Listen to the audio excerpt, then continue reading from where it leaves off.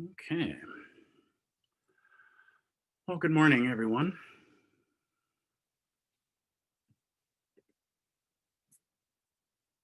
Um, it's lovely to see so many folks who are choosing to spend some time on a Sunday morning sitting still um, and daring to look. Zazen always feels to me like a fundamentally courageous act when done as intended. So I thank you for sitting. It really matters. So I'm going to call my talk today Two Fires, because I've been thinking a lot about the fire sermon given by Shakyamuni Buddha some 2,500 odd years ago. I've been thinking about it probably because of how the world feels to me much of the time these days.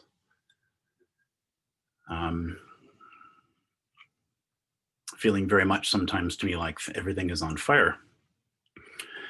And so after spending a little time with the fire sermon from 2,500 years ago, I'm reminded my perception is correct. The world is indeed on fire. This is nothing new. So that's what I'm going to talk about. I'm going to talk about that, and then I'm going to talk about a second way of understanding fire from kind of a Mahayana point of view. Those are going to be my two fires. And so I'll start by reading just a short passage from the fire sermon. If you're unfamiliar with it, it's easy to find. It's easy to find online if you just search for fire, Buddha fire sermon. It's relatively short. The part that we actually pull out and call the fire sermon is actually relatively short, just a few pages. But this is from the Pali Canon, so the recorded teachings of the historical Buddha. I'll just read a small section for you this morning.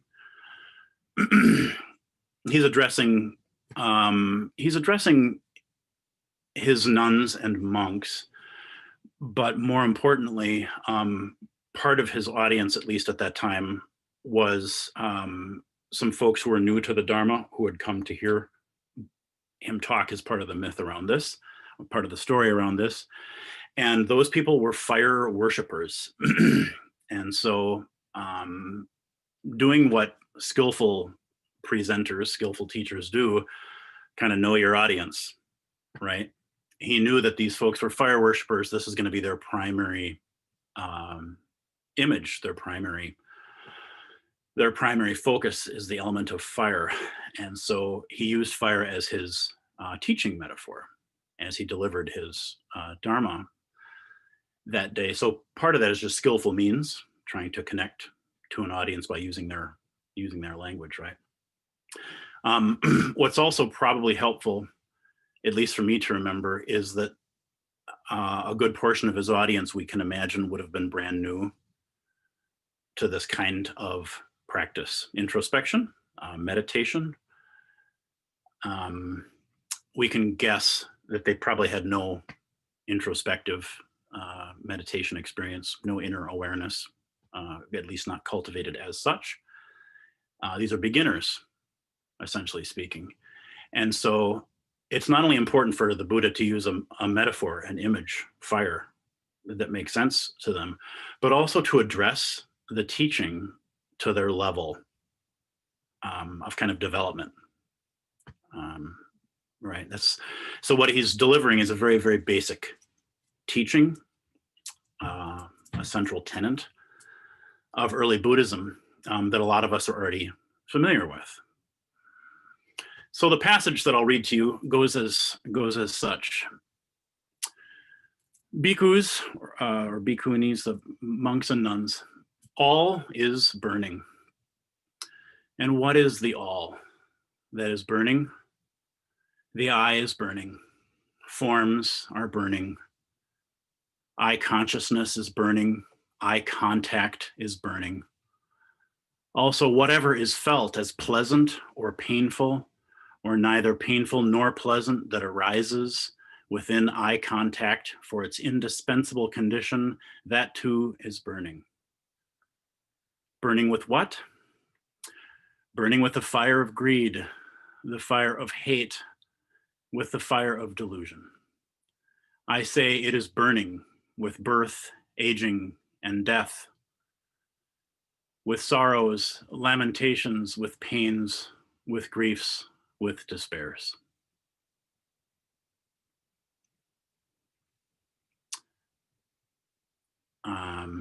So that's probably enough to give you a sense of what the fire sermon has to say, although I recommend spending time with it. It's well worth letting those words wash through you. So he is delivering a very basic Buddhist teaching that existence is suffering. Life is characterized by suffering. We know this because this is the first noble truth. This is the first noble truth of Buddhism. Samsaric existence, human existence on earth as we understand it, is characterized by suffering. And in particular in this teaching, he's telling these both experienced and new students that the source of the suffering is internal. Right? The world has its pains, but the source of suffering is internal. So this is the field of practice, really for all Buddhists. This is where the rubber of our awareness meets the road of our lived experience. And we sometimes in Zen describe suffering as wanting things to be different. And that takes the form of greed, and that takes the form of hate. Things we want more of and things we want less of. Different in the sense of things I want more of that I want and things I want less of that I don't want. And we also describe suffering as not seeing reality clearly, actually misunderstanding or misapprehension. And that's ignorance, right? Or just unawareness. So there we have our three poisons: greed, hate, and delusion. Unawareness, ignorance, right? He is telling his audience that day, the Buddha, that suffering is universal and it is constant. And this teaching expresses the awareness of a person whose blinders have been removed by years of meditation, years of introspection, devoted and dedicated and difficult and disciplined practice. And he saw with great clarity, and he delivers with great clarity in this teaching, a description that all the world is burning. All the world is burning with suffering. And this is a hard truth to see. And it is harder still to allow ourselves to see. It is hard to face the fact that life is so difficult and that the abiding undercurrent of all of our experience is primarily characterized by bad. This earthly existence is samsaric. Bad. It's bad. The fire sermon lists all 16 dhatus, components of experience, and describes them all as burning. The section that I read used the I, but he goes through all 6 senses and all 16 dhatus, all the separate objects of knowing, all the separate things known, all the separate consciousnesses that connect them. All of these are filtered through our own karmic patterning from the 3 poisons. So all of our realms of knowing are always to some degree characterized by, touched by, on fire with suffering. And the idea of this teaching is that once we see that our 6 senses are on fire with suffering, we can start to choose through practice to naturally withdraw from our 6 sense bases. That's the intuitive leap that we would all make, going, oh, all of those senses are on fire. They all hurt. The withdrawal instinct is pretty natural. So this stage of teaching in the evolution of Buddhism, the Buddhist tradition, is mostly concerned with the senses and matter and form part of human life, suffering experienced that way. And hence the desire to escape, right, to nirvana, a non-human state, essentially, right? So the Buddha's fire sermon describes the world we live in, a world we're familiar with, a world we inhabit every day. The Buddha's fire sermon describes achieving liberation, the possibility of freedom from the burning of suffering through detachment from the six senses. That's the word that's repeated throughout the fire sermon. When you read it, you'll see that word, depending on the translation that you find. Usually in English, the word chosen is detachment. Liberation and freedom is found through detachment from the six senses, or dispassion. Dispassion, which from the Latin root literally means no suffering or not suffering. Dispassion, not suffering. Dispassion, detachment, central to early Buddhism. I've heard it said more than once that dispassion is a guiding ideal of orthodox traditional Buddhism. And from this fire sermon teaching, we can see why that is. We can see that, right? Disidentification with the suffering. Dispassion as a guiding ideal of traditional Buddhism. So we're going to fast forward to October 18th, 2020. And Zen, because Zen is not Orthodox Buddhism. Zen has its own orthodoxy, but that's a little different. So although Zen includes and upholds and honors traditional understandings in our Dharma, we also include other understandings and other expansions as well. And in our Mahayana Buddhism, our guiding ideal is not dispassion. It is compassion with suffering.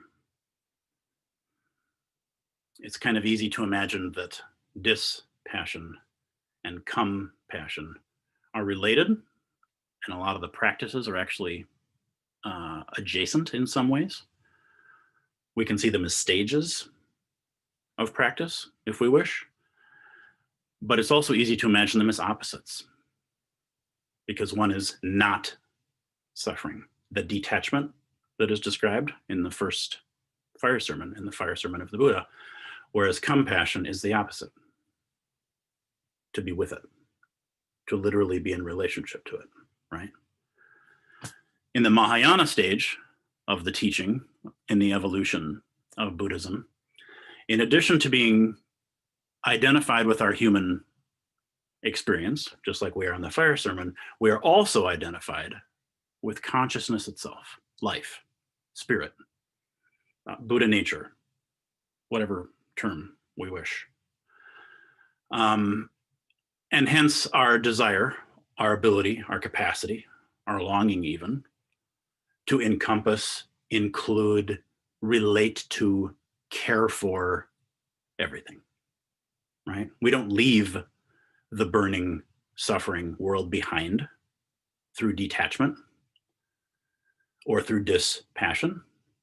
We recognize the suffering of the world as ourselves. We practice in it. We practice with it because it's us. And so we, in Mahayana, in Zen, we have another fire, a second fire, that really is the original, actually. This is the fire of life itself. the fire of consciousness itself, the fire of infinity, the fire of Buddha's compassion. This is the fire of our inherent luminosity. Consciousness itself is luminous. The word luminous comes up a lot in English translations of Zen teaching. Luminous. Can you feel the light? That's a different kind of fire. So in Zen, we include, of course, the dharmas of form inside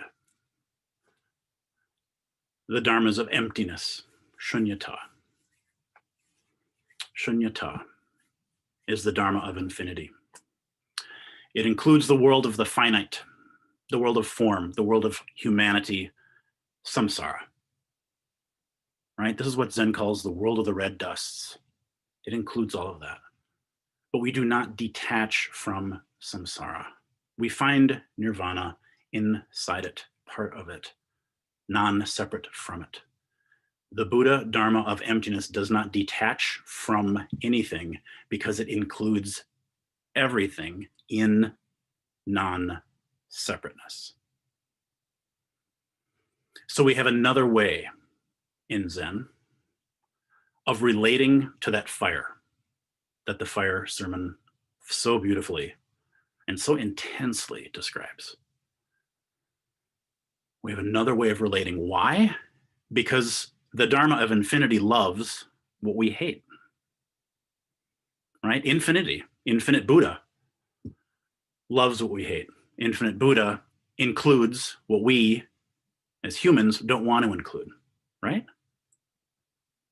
Infinity, think about it. Like, what greedy person would infinite Buddha deny and push away? What hateful person would infinite Buddha disown and disavow? What deluded person would infinite Buddha feel a need to attack or to vanquish? What Mara would infinite Buddha not acknowledge, understand, set limits with, but always relate to? None, of course. Right? Infinite Buddha would always meet greed with generosity, hate with compassion, delusion with clarity. He would acknowledge, understand, set limits with, but relate to everything. Infinite Buddha. He'd reconcile everything to himself. The Buddha nature, the kind of consciousness cultivated in our Zazen, should relate to everything in experience, including suffering, especially suffering. That's why Katagiri Roshi described our Zazen as a chosen position of vulnerability. When we choose to see what is true, we must also choose to allow ourselves to be vulnerable to the felt sense of it. Compassion. And this is rare. But it can be cultivated. It can be generated with courage. If we have courage, we can generate this capacity in our Zazen. We can choose this. We can choose to exercise this muscle. We get better at it, right? And it takes great courage to acknowledge suffering and to move toward it, to allow ourselves to experience it. The Buddha found him. Zen doesn't feed Mara, but always offers him tea. There is a relationship. Why? Because Mara is just Buddha in disguise, right? Buddha has no limits. And so to Buddha, the world being on fire, as it is a real thing. But it's first an experience to hold and to relate to. It is not first a problem to be solved. Can you feel the detachment in that second idea? This is our normal way of being. Do you feel the distancing? when suffering is defined as a problem to be solved, we do this internally with our own suffering all of the time. And hence we do it externally in the world all of the time. When the suffering of one person or even the whole world is held in the vastness of infinity in big mind, it's not so much. It's not so much. In fact, since suffering is finite, it's actually quite small when held by infinity. Suzuki Roshi famously said, you're perfect as you are, and you could use some improvement. Most of us know that quote.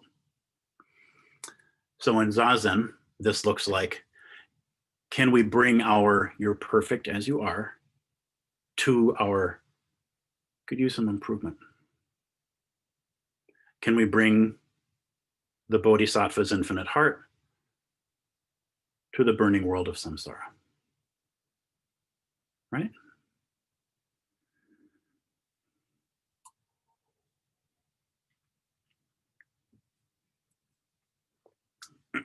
Bhikkhus, all is burning. Bhikkhus, all is burning. All is burning. Well, without fire, there is no light. Without fire, there is no light. The fire of suffering shows us the edge of our awareness, the boundaries of our ability to perceive, recognize, accept, connect, and to know. The shore of our suffering is the shore of our capacity in a human body to evolve as a Buddha. We need the human experience if we wish to expand and evolve, or else we can't see where the edges are, right? Without suffering, we have no catalyst for enlightenment. Remember, in Mahayana Buddhism, the six realms of existence, the human realm is the desirable realm to be in. That's the one you want, the one we're in, the one that is on fire. It's on just enough fire. That's the one we want to be in. We don't want to be in the heaven realm because nothing happens in the heaven realm. Nothing happens in the heaven realm. Nothing gets done because no one there cares. Because compassion dies without suffering to feed its fire. No mud, no lotus. No grit, no pearl. No fire, no light.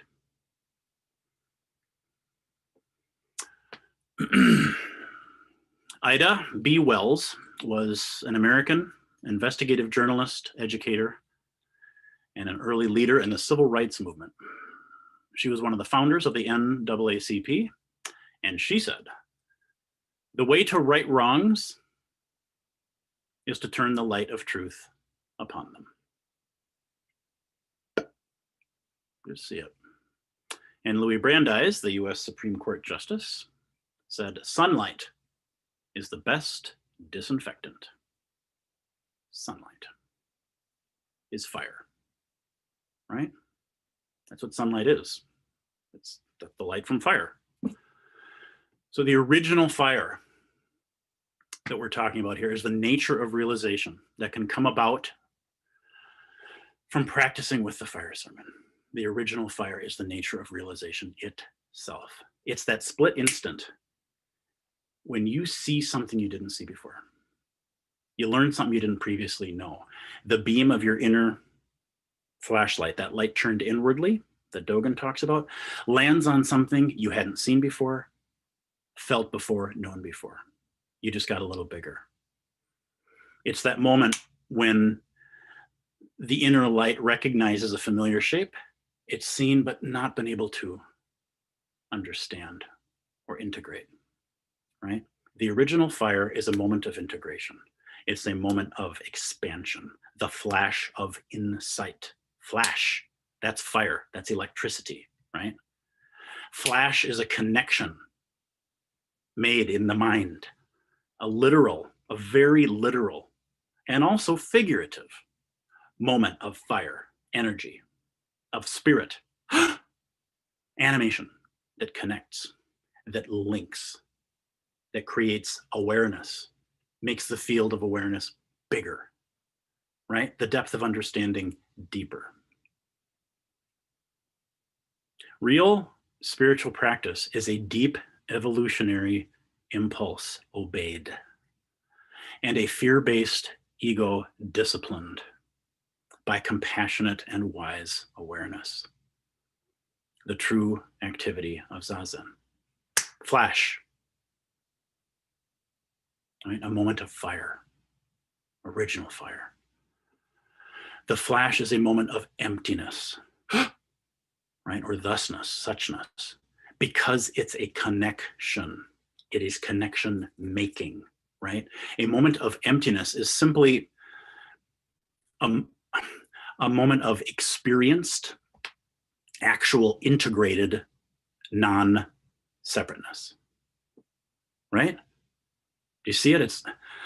That's all emptiness is, non-separateness, right? Non-apartness, inter and intra suffusion, radical non-selfness, total non-abidingness. But do you feel that it's connective tissue? Ah, bing, bigger, bing, more, see, light, right? That's what a moment of emptiness is. That's the original fire, right? The original fire is Avalokiteshvara's burning heart of compassion, right? Manjushri's flaming sword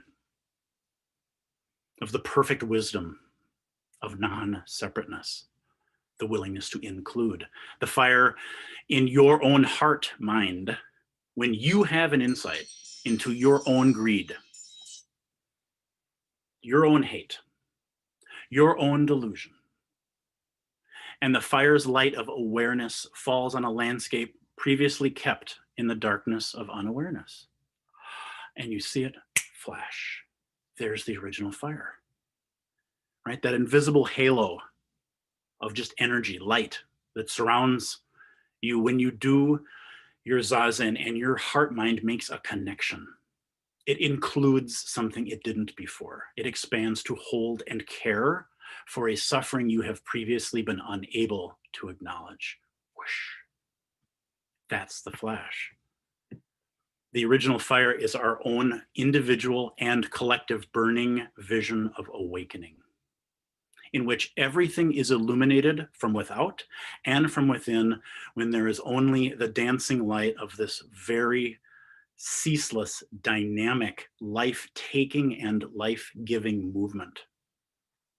Finally, not only beyond life and death, but also only just this ordinary, everyday miracle that we call our life. Right? Maybe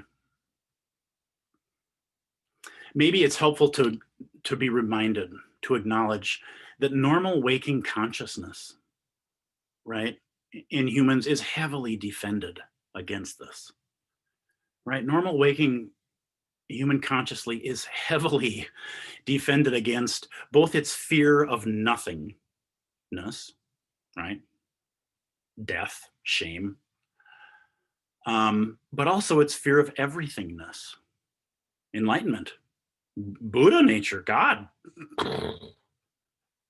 Actually, because to the everyday waking human consciousness, ego, self, they're both annihilation. So kinda, honestly, most of us don't actually want to know. We talk about wanting to know, but we sort of don't. We're pretty ambivalent about our own possibilities of actually waking up. We mostly kind of don't want to know. Thomas Merton, the famous Catholic mystic who worked with Thich Nhat Hanh, I think the Dalai Lama too, said there is no way of telling people that they are all walking around shining like the sun. It was as if I suddenly saw the secret beauty of their hearts The depth of their hearts where neither sin nor desire nor self-knowledge can reach. The core of their reality, the person that each one is in God's eyes. Have we ever had a vision like this? Have you ever had a moment, even if it was just a few seconds, of looking around and seeing everybody illuminated from within? He says, shining like the sun. They're on fire. It's a different kind of fire. Both fires are happening at the same time. They're suffering, but they're also light. They're a being of light. Aren't we all? And this passage I love because it's a dramatic description of a dramatic insight into the real nature, the true nature of a non-dramatic moment. People just walking around, going to the store to buy grapes is like Beethoven's Ninth Symphony, right? This is just non-dramatic, normal life. The truth that we live inside our lives that are illuminated all of the time, whether we recognize it or not. He saw that we're all burning. Burning not only as vehicles of suffering, but we are burning also as vehicles of enlightenment. Consciousness, Buddha, in human form. Right? That same insight that he expressed, that Merton just expressed there, into true selfness or emptiness, is also expressed in this passage. Might be a little more familiar to this audience. There is no form, no sensation, no perception, no formation, no consciousness, no eyes, no ears, no nose, no tongue, no body, no mind, no sight, no sound, no smell, no taste, no touch, no object of mind, no realm of sight, no realm of mind consciousness. There is neither ignorance nor extinction of ignorance, neither old age and death nor extinction of old age and death, no suffering, no cause, no cessation, no path, no knowledge, no attainment. It feels like a direct response to the fire sermon. All of those things are true, and they are all empty. Can we see why the Heart Sutra is so radical as an attempt to express the perfection of wisdom? Imagine that freedom. No suffering, no cause, no cessation, no path, no knowledge, no attainment. Do you also notice the fire was never negated? It's never taken away. It's negated and not negated. The negation is negated. I see it's there. I see it's there. And there's no place to go. We're not separate from it. How can practice and enlightenment be two? How can samsara and nirvana be separate? How? Can we see how that passage from our Heart Sutra includes the validation of the truth of that original fire sermon teaching, but it also includes all that goes past it? One moment of simple, genuinely mindful awareness, one moment of actual zazen is a complete shattering of all of the samsaric patterning of conditioned consciousness. Through the door of the truth of suffering into the boundaryless landscape of the truth of the compassion that meets that suffering and the perfect wisdom of the emptiness that holds it. Imagine that freedom. And that freedom is you. It's already your true nature. It is already your original fire. Because as human as you are also eternity. The part of you that is suffering, your body, your ego identity, and this whole heaving and dying earth is very real. And also, those parts are impermanent and they're changing all of the time. And your very real experience of struggle does not determine or describe your limits.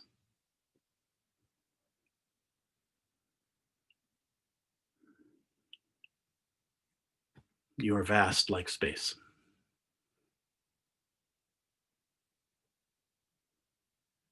And so you can include the world's suffering and you can include the world's burning. It's okay. It's okay to include it because you're vast like space.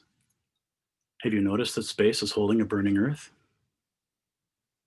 Have you noticed that's happening right now? It's holding it. Because as not okay as stuff is right now, as not okay as our lives oftentimes are, it's also actually okay at the same time. There is deep peace and contentment possible right here in the burning world of suffering.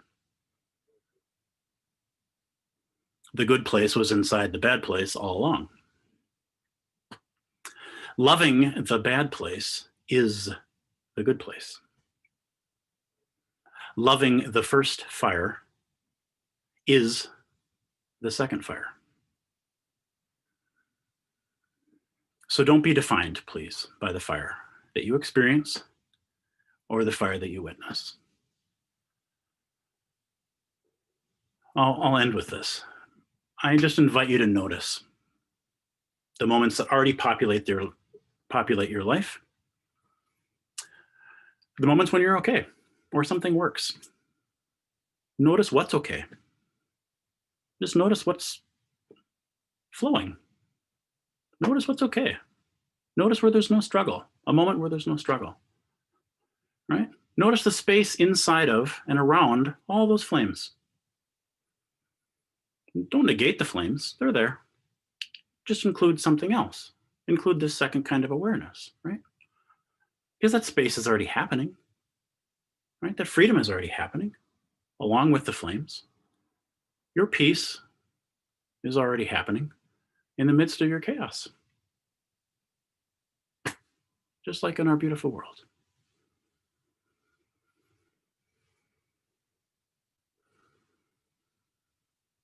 Because we're vast like space.